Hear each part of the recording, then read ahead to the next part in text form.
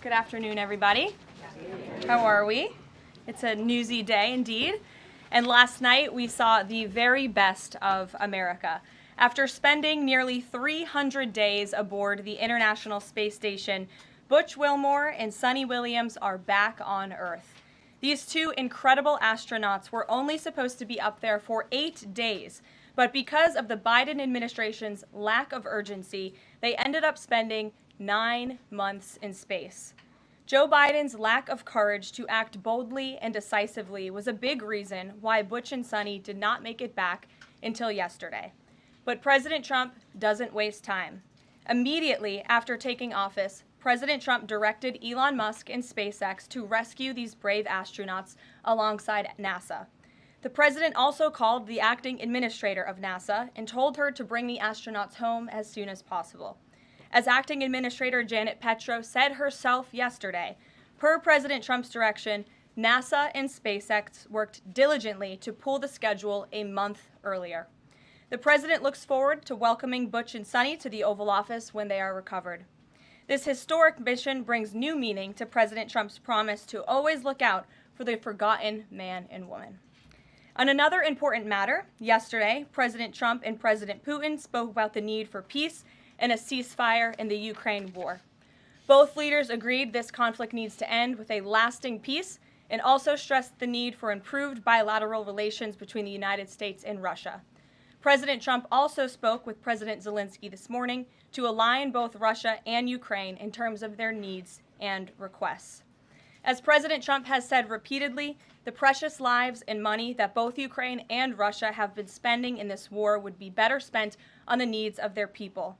This terrible conflict would have never started with President Trump in charge, but he's determined to end it once and for all.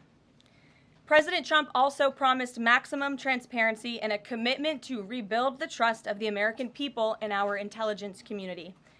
Part of that promise was to fully release previously classified records related to the assassination of former President John F. Kennedy, and he made that happen yesterday. This historic release consisted of approximately 80,000 pages of previously classified records that are now published. The records are available to access either online at archives.gov/JFK or in person, accessible to the American people at the National Archives in College Park, Maryland. Records that are currently only available for in-person viewing are being digitized and will be uploaded in the coming days. On another note, positive economic data continues to pour in, showing the immediate impact of President Trump's pro-growth agenda. After suffering a steep decline in the final year of the Biden administration, the manufacturing sector came roaring back in February. Industrial production surged in February, these are new numbers, 3 times at a greater 3 times rate than the expectations to its highest ever recorded level. And President Trump's laser focus on massive deregulation and unleashing our domestic energy industry is leading to stabilities for Americans' bottom lines. As Newsweek summed it up today, gas prices are plummeting under President Trump. And the Trump administration continues to make American communities safer through our ongoing mass deportation campaign of illegal alien criminals. Yesterday, FBI Director Kash Patel announced the agency captured another fugitive from its 10 most wanted list, securing the extradition of Francisco Javier Roman Bardeles, a key senior leader of the brutal MS-13 gang.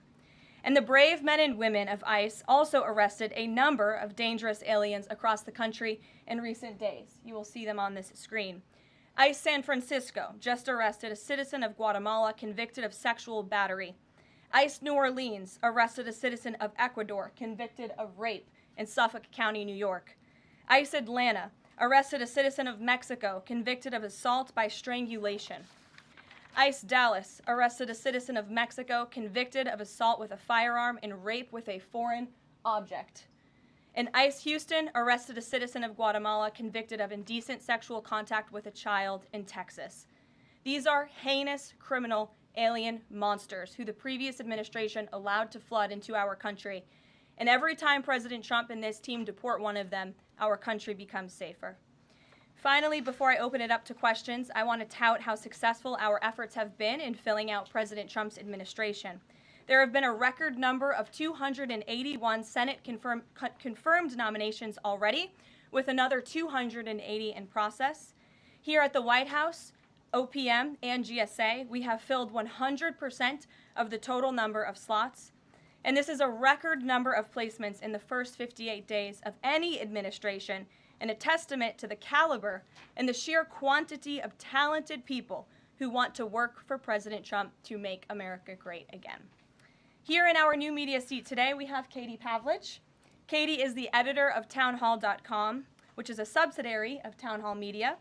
It's a leading conservative news and opinion outlet based right here in Washington, D.C., with writers and journalists reporting around the country. Last year, Town Hall Media had 60 million unique users and 1.4 billion page views, with a broad reach on a number of social media platforms. With that, Katie, please kick us off. Thank you, Caroline. Really appreciate it. Sure. Thank you. So given the back and forth with this U.S. District Judge and the administration's use of the Alien Enemies Act, does the president plan to send new and additional flights of Venezuelan gang members, now designated as foreign terrorists, from the U.S. to El Salvador or elsewhere? Can Americans expect to see those flights sometime soon? Americans can absolutely expect to see the continuation of the mass deportation campaign that has been successfully led by this president, Secretary of Homeland Security Kristi Noem, and also our Secretary of State, Marco Rubio. Since you brought up the judges, I would like to point out that the judges in this country are acting erroneously.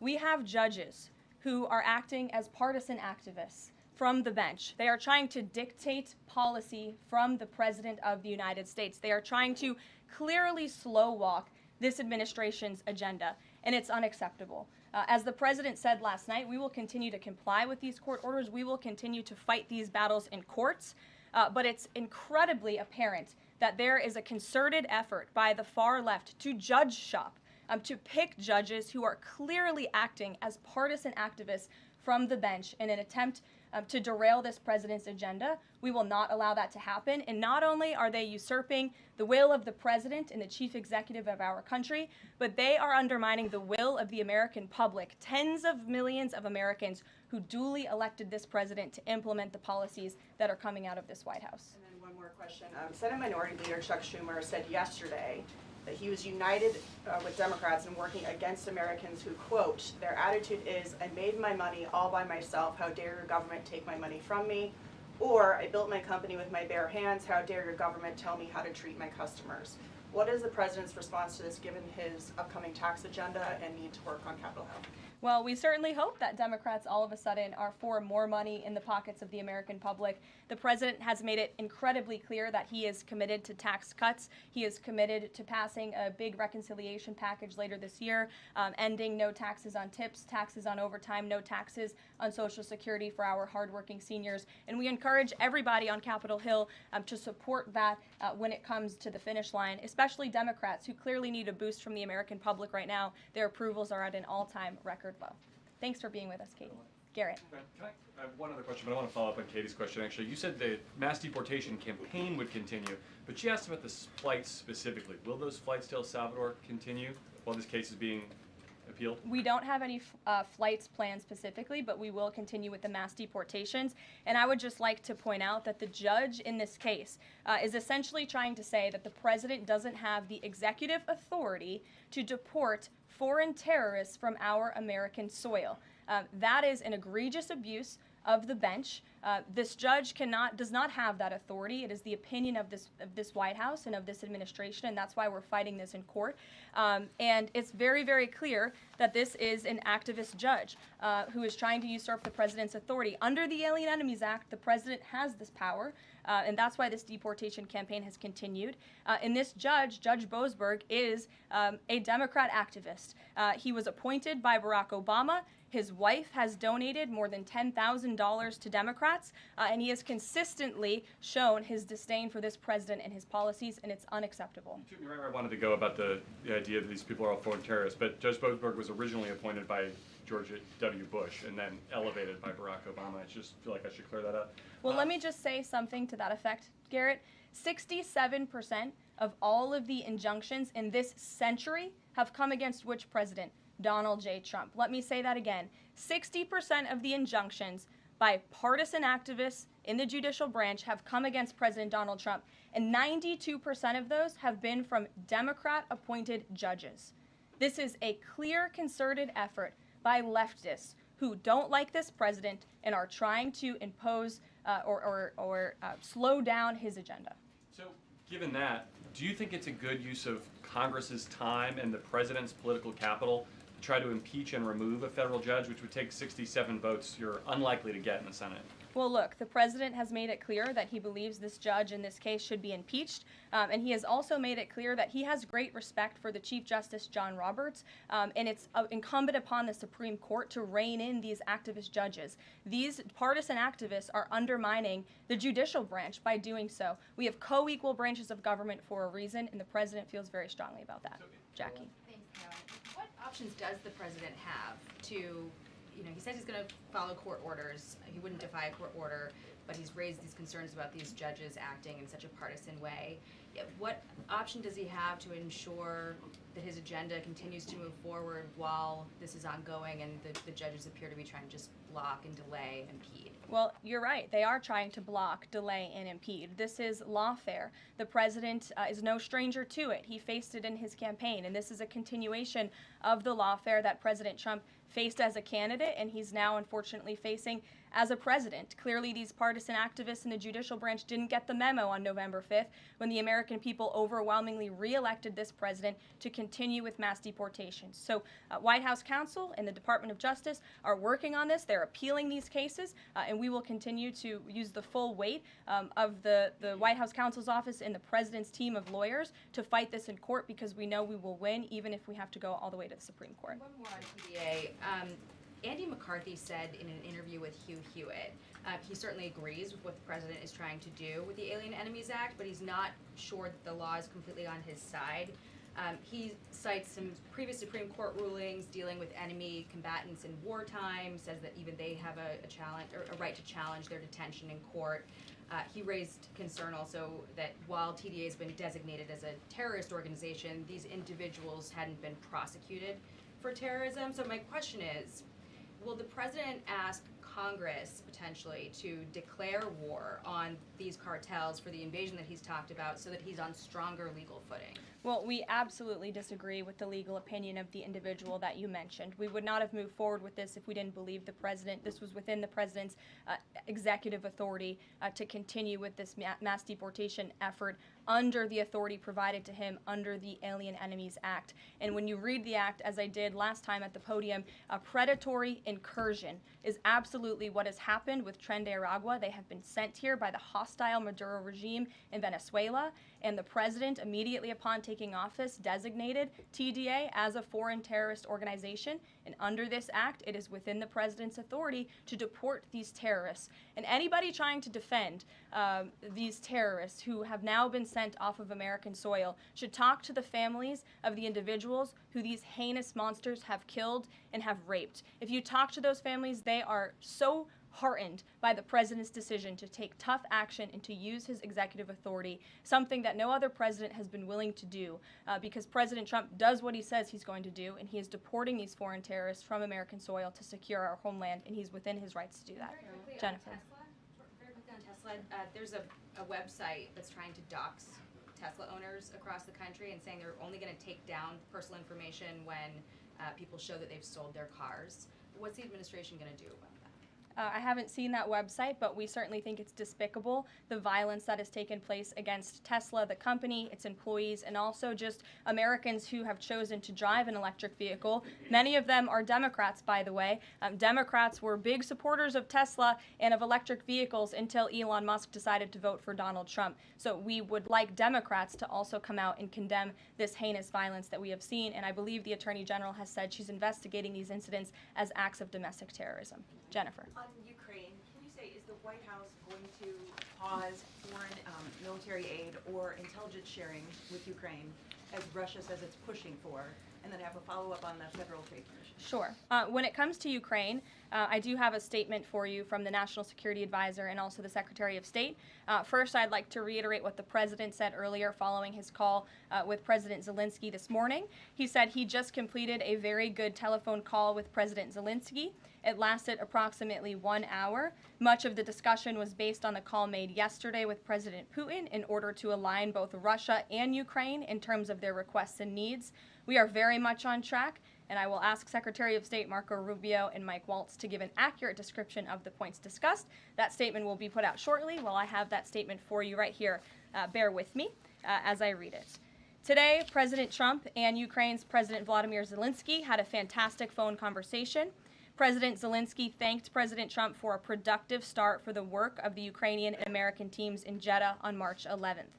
The meeting of the senior officials from both nations significantly helped in moving toward ending the war.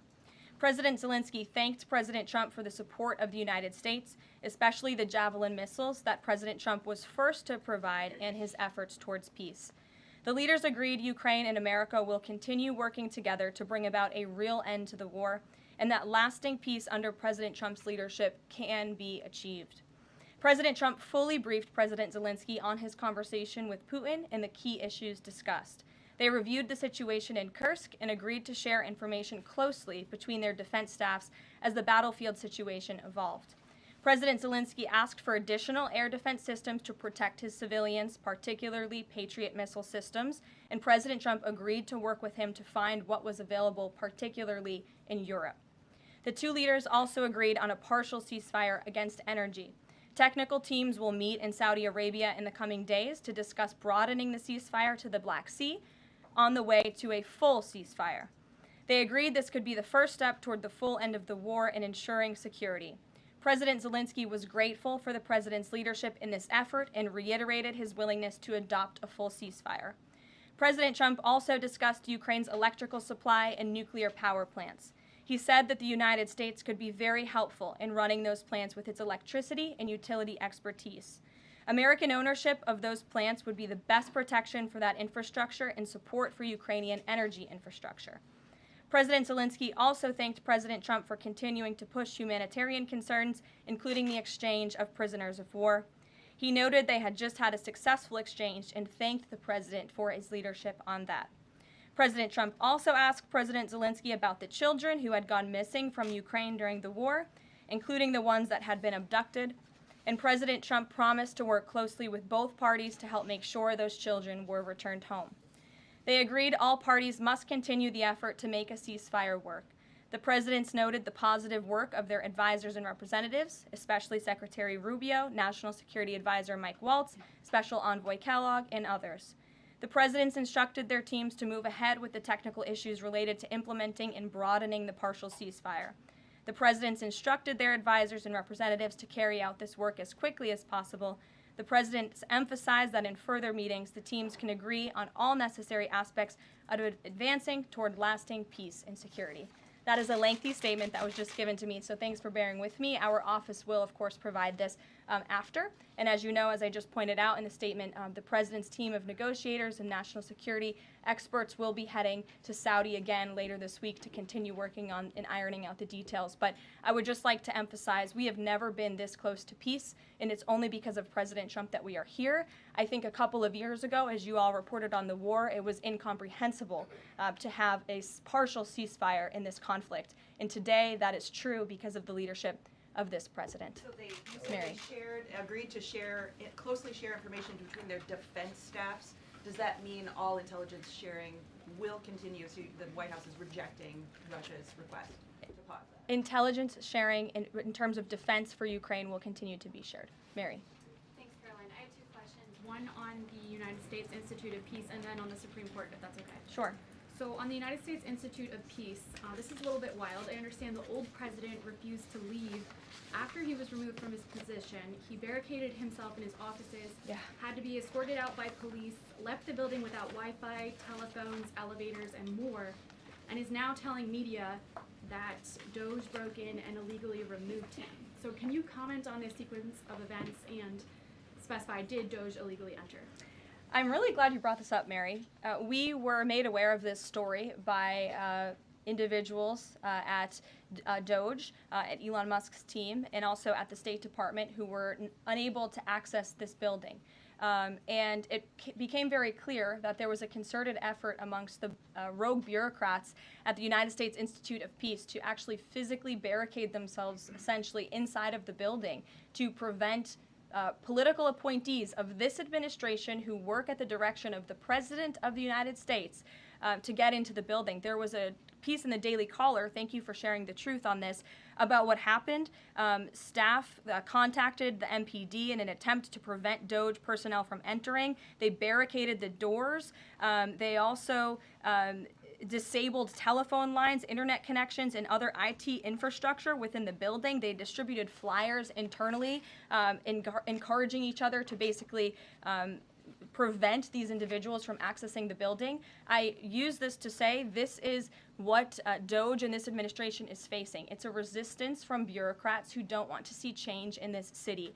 President Trump was elected on an overwhelming mandate to seek change and implement change, and this is unacceptable behavior. Thank you. And just really quick on the Supreme Court, I know it's been almost 3 years now since the leak of the draft Dobbs opinion to Politico, actually. A leak which sparked protesting outside the homes of the justices and even brought on one attempted assassination attempt. I know Justice Alito said that it made the justices targets for assassination, but yet the Supreme Court has not tracked down any leaker. Does the White House have interest in finding out who that leaker was, and can you comment on that at all? I know generally speaking the president has an interest in finding leakers and he believes it's unacceptable, and it's the position of this administration. You've seen the Secretary of Homeland Security has taken tough action at her agency. Leaking is unacceptable to this president and to the leaders across the board in this cabinet, especially when it puts people in harm's way. Sure. Thank you, Caroline. A mom whose daughter was forced to change in a locker room with a biological male at school filed a complaint with the DOJ. How will the Trump DOJ deal with violations of President Trump's orders protecting women and girls like this? I would defer you to the Department of Justice on that specific case, but the president has made it incredibly clear that it is the policy of this administration that there are only two genders, male and female, only two sexes rather, male and female, and that we are not going to tolerate such behavior by men pretending to be women. The president will continue to strongly stand for the rights of women and girls, not just in sports and on athletic fields, but also in private spaces like locker rooms and bathrooms. Sure. Go ahead.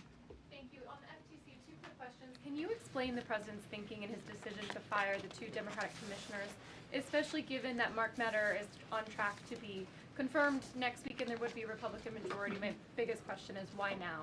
Sure, because the time was right to let these people go, and the president absolutely has the authority to do it, and they were given ample notice in a letter that I believe your outlet reported on, so it pretty much explains exactly why this administration chose to let those individuals go. Is the ultimate goal to get this to the Supreme Court to try to overturn the 1935 precedent? The goal was to let these individuals go. If we have to fight it all the way to the Supreme Court, we certainly will. Rachel. Back to those deportation flights to El Salvador, can the administration provide any more details on how authorities determined that each of those men were in fact members of a gang? And if the White House can publish images, photos, videos of those men, why can't the administration just release basic information like their identities and names? We are not going to reveal operational details about a counterterrorism operation, but what I can assure you, as I said on Monday, we have the highest degree of confidence in our ICE agents and our Customs and Border Patrol agents who have committed their lives to targeting illegal criminals in our country, particularly foreign terrorists, and they had great evidence and indication. They have the highest degree of professionalism, and they were 100% confident in the individuals that were sent home on these flights and in the president's executive authority to do Just that. to follow up, I know in the last briefing you cited privacy concerns as a reason why the administration may not be able to reveal the identities. What exactly are the privacy rights of immigrants who were deported that the administration says were dangerous enough to be sent to El Salvador and sit in a prison? Again, as I just said, we're not going to reveal the operational details of a counterterrorism operation for quite obvious reasons. We're trying to combat terrorism here in the United States of America. Jeff. I could ask something else about the phone call yesterday. There was a couple different readouts from the Kremlin and the U.S. on a couple different points. One was energy and infrastructure. The U.S. statement said energy and infrastructure. The Kremlin said energy infrastructure. What is your understanding of what the actual substance of that disagreement was? Then I have one other question on that. I would defer you to the readout that was provided by the White House. That's our understanding, and that's the truth. And if I could ask a question about the judge as well. How does a president define a bad judge? Is it just someone who disagrees with him? And is that No. a dangerous precedent in this case, because this is a temporary ruling from Judge Boasberg that he could ultimately rule in your favor? Is he setting up a standard here for calling for the impeachment of a judge who may ultimately rule on your side? No, it has nothing to do with disagreeing with the president on policy. It's with disagreeing with the Constitution and the law. And it's trying to usurp the authority of the executive branch of this country. It's having baseless reasoning for these injunctions. And it's a clear effort by these judges to slow roll this president's agenda. And if you just look at the injunctions that this president has faced, deporting foreign terrorists from our homeland, hiring and firing of executive branch employees, which when the president is the executive of the executive branch. You also see an injunction by a partisan activist judge when it comes to the Secretary of Defense trying to determine the readiness of our troops and the qualifications of our troops in our armed forces. Does a single district court judge really have more authority over the Commander-in-Chief and the Secretary of Defense to determine who should serve in our United States Armed Forces? Absolutely not. Anyone who has taken a basic civics lesson can understand that, and it's ridiculous lawfare that we are witnessing. The president said he supports. I'm sorry. The president said he respects the Chief Justice here. Does he respect him specifically on this case and this opinion, or respects him overall? And has he spoken to any other Supreme Court justices? The president respects Chief Justice Roberts overall. He just expressed that to me in the Oval Office, but it's also quite clear that the Supreme Court needs to rein in these judges who are acting as partisan activists, and they are undermining the judicial branch, and it's a dereliction of duty on their behalf. Deanna, go ahead. Thank you so much, Caroline. On the call with Zelensky, did they discuss the minerals deal at all? Is that back on the table, and what do the Ukrainians have to do to get that back on the table? And then one on the Russia call as well. Again, I just provided a very lengthy readout of the call that was provided by the Secretary of State and the National Security Advisor.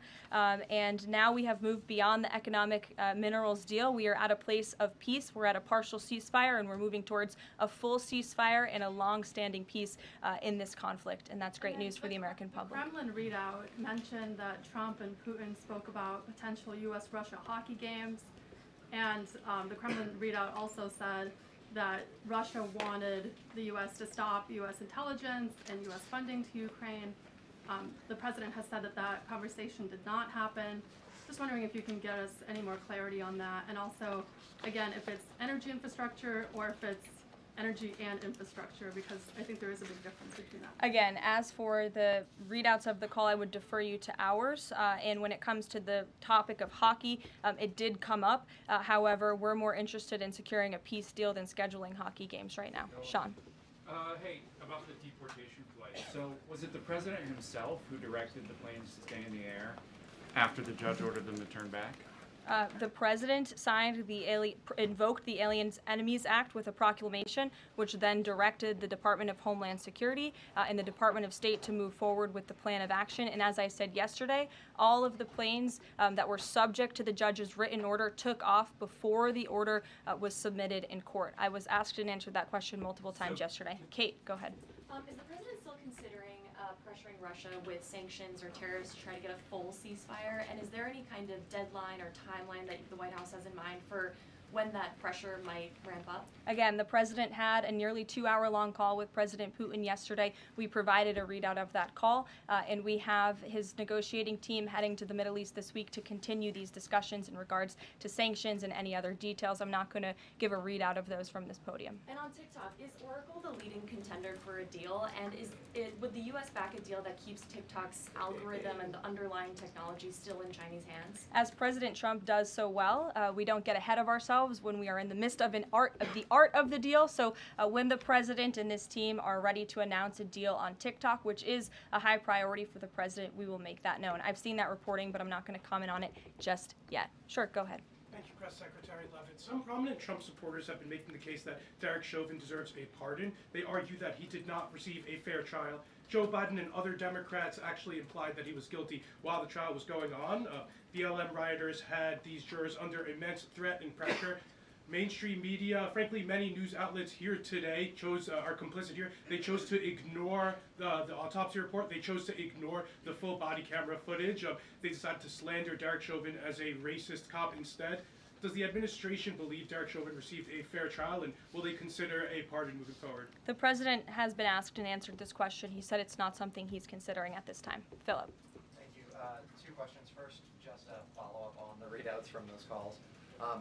When it comes to the discrepancies between the U.S. and Russian readout of that call between President Trump and Putin, is it the president's assessment that something is getting lost in translation, or does he believe that the Russians are trying to play games here? Nope. The president believes in his team that put the readout out, and he also put his own out on Truth Social. We've been incredibly transparent about all of the president's calls with foreign leaders, and again, I would defer you to the readout. And then following up Michael. on... Thank you, Caroline. White House said yesterday that gas prices across the U.S. have fallen for the fourth straight week. 34 states now seeing gas under $3 a gallon. This limited ceasefire with Ukraine regarding oil refineries, energy, will that affect gas prices here in the U.S.? Well, it's certainly the president's hope that gas prices will continue to fall, and he's working every single day to ensure that we do. As you just mentioned, there's been very encouraging data. Inflation is cooling and gas prices are falling. The president has established a National Energy Dominance Council, and it's ultimately the president's goal. And this administration is working hard on it every single day to increase our energy production right here in the United States of America, to have it Trump energy boom like we saw in our first term, which will not only lead to lower fuel prices here at home, but also lessen the rate of inflation that was created by the previous administration. One more on Tesla, Caroline. Tim Waltz, Governor Waltz, saying last night he frequently checks Tesla stock, in doing so to, quote, give me a little boost during the day. How should Americans view politicians who take pride in the downfall of an American car company? I think that's quite sad, but I think Governor Walz unfortunately is living a sad existence after his devastating defeat on November 5th. Reagan, go ahead. Thank you, Caroline. Across the country, Tesla cars are being lit on fire, dealerships are being shot up, Molotov cocktails are being used. There was a website posted yesterday that shared the addresses of private Tesla owners and reportedly had Kash Patel's information on it. AG Bondi has called this acts of domestic terrorism. Does the White House have any indication that this is some sort of coordinated movement or that it's being funded by some outside group? And do you know if the investigation by the DOJ is being investigated as incidents of organized terror? I believe the Attorney General has made her comments clear on that. She is investigating these events as acts of domestic terrorism, and we fully condemn them. And as I said earlier to Jackie's question, we think it's despicable what is happening to not just this American company, but also their innocent employees. And again, innocent Americans who drive these vehicles. And we condemn it wholeheartedly. Sure. More than 24,000 workers at 18 agencies are in the process of being reinstated. What is your message to these workers, and can you assure them they won't be fired again as the administration directs agencies to do more layoffs? Well, the administration is complying with the court's order. Again, as I have spoken about repeatedly, we think it's despicable that we have judges acting as judicial activists, partisan activists, trying to dictate who the President of the United States, the executive of the executive branch, can hire and fire. We have never seen anything like this. We are fighting this in court, and we will continue to fight it all the way to the Supreme Court if we have to. And as for federal employees, it's been the very common sense position of this president and the administration that bureaucrats here in Washington, D.C. need to show up to the office just like the rest of America. Middle-class Americans, from doctors to business owners to teachers to law enforcement officers, have to show up to their offices every single day. And the president has made it a clear priority that people in this city have to do the same. And we are also continue to be committed to reducing the scale of our workforce and to reducing the size of our federal bureaucracy here in Washington, D.C. to save taxpayers' money. Annie, go ahead. Thanks so much. In the statement that you read, you referenced the president's interest in helping return Ukrainian children to their parents, to their families. There's an organization that provides intel and information about those children that their aid has been cut. It's a Yale University program. that used foreign aid. And I'm curious if, as part of this new thinking with Ukraine, that aid might be unfrozen. I have no updates about that or that specific program at this time. Karen. Thanks, Caroline. Just to follow up on your answer to the question on the minerals deal, you said that the White House has moved beyond the minerals deal. What does that mean? Is that no longer on the table? Nope. It means the minerals deal was that first set of framework that you all saw in that very public meeting with President Zelensky and President Trump in the Oval Office. We are now focused on a long-term peace agreement. As you know, on that deal, or that meeting between President Zelensky and President Trump, the Ukrainian president at the time wasn't talking about a greater peace deal. We are now at that place where we are talking about that. So we've moved beyond just the economic minerals deal framework, and we're looking at a lasting ceasefire. Right now we're at a partial ceasefire, but again, the president is sending his highly skilled, intelligent, and experienced team to Saudi Arabia later this week to continue fighting for peace in this conflict. And I would just reiterate one more time, we have never been closer to peace than we are today. Thank you very much, everybody. We'll see you later. Caroline, you got a question?